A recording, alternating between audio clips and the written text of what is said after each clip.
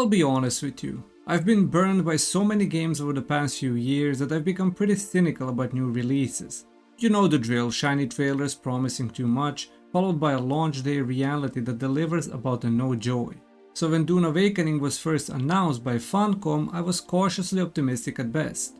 But as more information has come out about this upcoming survival MMO, and after playing for over 30 hours in the beta, I've found myself getting genuinely excited. And that's not something that happens often anymore. There are three main reasons why this game has captured my attention, and I think they're going to make all the difference between another disappointing launch and something truly special. Let me start with what might be the most important aspect of any long-term game: how you actually get better at it. Dune Awakening is taking an approach to character progression that feels refreshingly different from the usual pick your class and you're stuck forever system we see in the most MMOs. The game features 5 distinct schools that mirror the factions from the Dune universe: Trooper, Mentat, Planetologist, Bene Gesserit and Swordmaster. But here's where it gets interesting. You're not locked into just one path. What really excites me about this system is that you can learn from multiple schools by finding and training with NPC mentors scattered across Arrakis. Want to be a trooper who also understands mental tactical analysis? Go for it. Interested in combining Bene Gesserit mental powers with planetology survival skill? The game seems designed to let you create these hybrid builds that actually make sense within Dune universe. Advancing requires actually seeking out these mentors and completing their training rather than just grinding experience points. It means your character's development is tied to exploration and meaningful interactions with NPCs, not just killing the same creatures over and over while watching a progress bar slowly fill up. I'm particularly excited about how this could create genuinely unique character builds. Even if 2 players are trying to fill similar roles in their guild, the specific combination of schools they've studied and the order they learn things in could result in very different capabilities. Now, I'll admit we haven't seen exactly how this plays out in the practice yet, and sometimes these ambitious systems work about as well as a screen door on a submarine. But the concept alone is enough to get me interested, especially if it fits so perfectly with the source material. The fact that this isn't just pick warrior, mage or rogue gives me hope that the character progression will stay interesting throughout the game's lifespan. Instead of hitting a level cap and running out of meaningful advancement, devs could always add another mentor to find, another school to explore, or new combinations of abilities to discover. The reason number 2 is that Dune Awakening appears to be designed for people who have responsibilities outside of gaming. A revolutionary concept, I know. This might sound like a small thing, but in today's gaming landscape, it's rarer than a working McDonald's ice cream machine. Here's what I mean by this. Too many modern games, especially in the survival and MMO genres, are designed to punish you for having a life. Your base decays if you don't log in daily, your resources disappear, other players destroy everything while you're offline, or you fall hopelessly behind because you miss some limited time event. It creates this constant anxiety and FOMO where the game feels more like a job than entertainment. From what Funcom has shown us so far, Dune Awakening seems to be taking a different approach. The developers appear to understand that their audience isn't made up of teenagers with unlimited free time. The survival elements seem designed around this philosophy. While there are consequences for completely abandoning your base for months, taking a weekend off or having a busy week at work won't completely destroy your progress. Your shelter shouldn't crumble to dust because you had to work late for 3 days straight. The game also appears to be structured around shorter, more focused play sessions rather than requiring massive time commitment. The idea seems to be that you can log in, accomplish something meaningful, whether that's advancing a storyline, improving your base, learning from a mentor, or exploring a new area, and then log off feeling like you've made real progress. You shouldn't need to dedicate your entire evening just to make any headway. This philosophy seems to extend to the PvP elements as well. The developers seem aware that griefing and time wasting can make multiplayer survival games feel like a second job.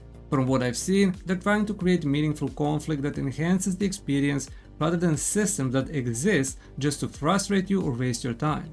Now, I do want to be clear, we won't know for sure how well this works until the game actually launches. Developers often promise to respect players' time, but then the actual game design tells a different story. However, the fact that Funcom is even talking about this issue gives me more confidence than I usually have with new releases. What really sells me on this approach is that it shows that developers seem to understand their audience. Most of us aren't looking for a game that becomes our primary hobby. We want something we can enjoy regularly without it taking over our lives. If Dune Awakening can deliver on that promise, it'll stand out in a genre that's often hostile to casual players. Now let's talk about the elephant in the room that's been stomping around the gaming industry for the past decade: microtransactions and pay-to-win mechanics. Here's where Dune Awakening has really caught my attention. Funcom has been explicitly clear about their monetization approach. They've stated that there will be no pay-to-win mechanics and no in-game monetization of any kind. That's not just marketing speak, they've been pretty direct about it in interviews and developer communications. The game uses a buy-to-play model, meaning you pay once upfront rather than being free to play with microtransactions or requiring a monthly subscription. This alone makes me more optimistic because it means they're not dependent on constantly extracting money from players to stay profitable. They can focus on making a good game rather than designing systems to maximize revenue extraction. Now I know what you're thinking, developers make these promises too often. I've been burned by this before too. But there are a few reasons why I'm more optimistic about Dune Awakening sticking to their principles. The developers have indicated that any post-launch content will focus on expansions and cosmetic items rather than gameplay advantages. Think of new regions to explore, additional storylines, or customization options for your character and base.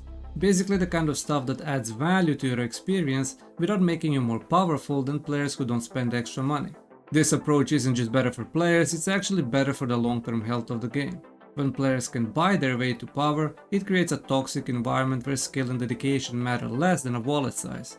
It drives away players who don't want to spend constantly, and it reduces the satisfaction that comes from earning achievements through actual gameplay.